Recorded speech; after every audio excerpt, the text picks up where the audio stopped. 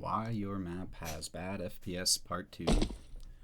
So last week we were talking about occlusion culling, and if you missed that, occlusion culling is essentially the computer asking the question, okay, this thing is in front of me, but is there an object or something blocking my view of it?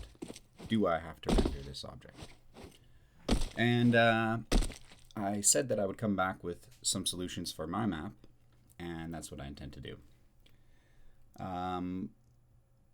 First things first, I was thinking that a surf ramp cleverly placed on sort of like the inner ring, or I could create an inner ring of surf ramps in the map.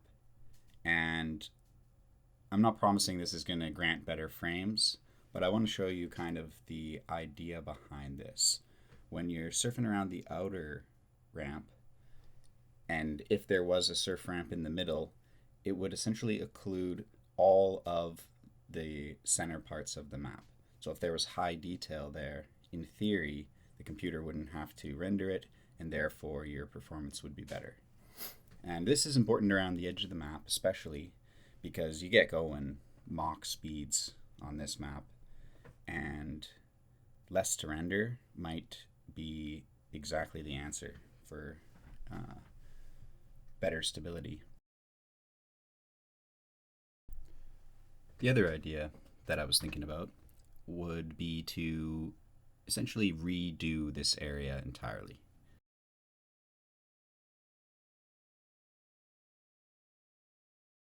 Redoing this object and keeping in mind the heights that I've chosen.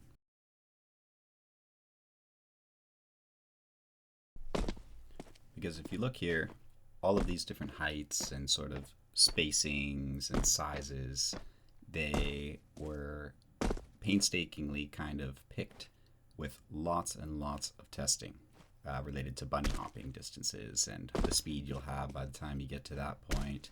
And the angles of these boxes allow you to be going at different speeds and still make the jump, which is really cool because if you're bunny hopping a little bit faster, sometimes that'll totally destroy a bunny hopping line that's been created often.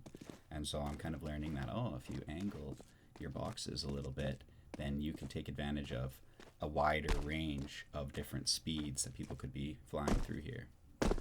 So anyway, I don't know why I made this such a monstrosity originally. I got a little carried away. Like I said, I was very much focusing on the bunny hopping distances and the feel.